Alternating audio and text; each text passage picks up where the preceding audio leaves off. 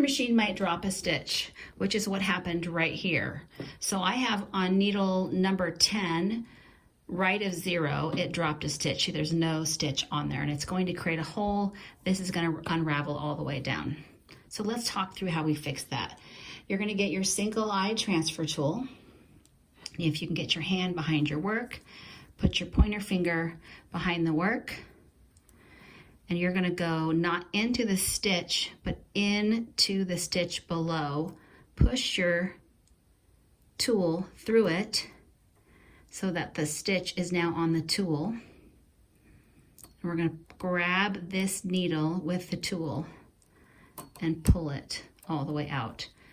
And I'll do that again, but let's finish this. So now we have a knit stitch back here and a thread right here, or a strand of yarn right here that needs to get knit. So we're going to knit this on by hand. So with your transfer tool, we're going to lift up that strand, and as we pull the needle back, we want this strand to go over the latch. Remember, this is the latch right here.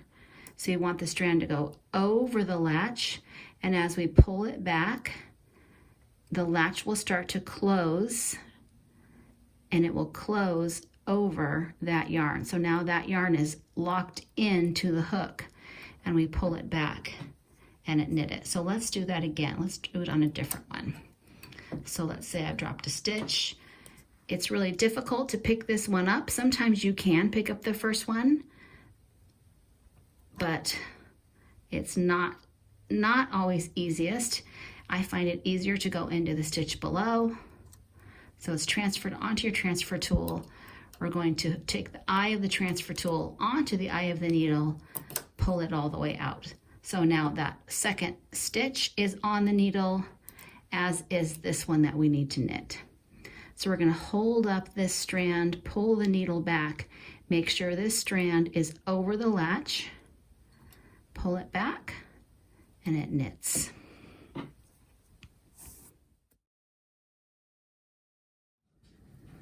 So let's say you're cruising along and you realize, oops, I dropped a stitch, more than one row. There's a couple rows below that I dropped a stitch. So what we're gonna do to fix that is we're gonna grab our latch tool, and with our latch tool, we're gonna go top to bottom, down behind the work, and we're gonna grab that stitch. So now I have that stitch on my latch tool, and I want to have this live stitch go behind the latch. See that? Behind the latch.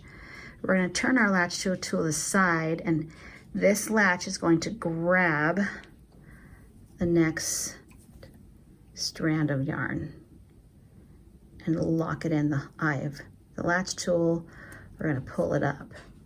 Now we're going to push the latch tool down again, and we want this live stitch to go behind the latch and turn it, and that latch is going to grab the next strand of yarn and knit it. And now we can push out that needle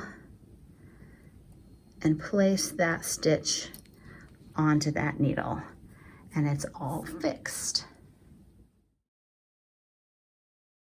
So right here you can see how everything is kind of snugged and tucked up right here. What that likely means is that a strand of knitting is caught on the gate pegs. These right here are called gate pegs. So if I run my finger behind it, the yarn should pull away, and when I get to right here, I can feel that that stitch is stuck on the gate pegs.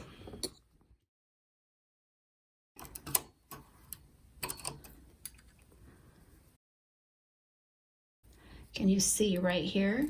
There is a strand of yarn that is hooked onto this gate peg. So to get that out, I'm just going to simply pop it up. It's not on the gate peg anymore. And I'm going to transfer these stitches back onto the needle. And now if I run my finger back behind there, you can tell there's no stitches stuck on the gate peg. So I knit a few more rows, and I intentionally stuck some yarn on the gate peg so I can show you a different way to unhook it.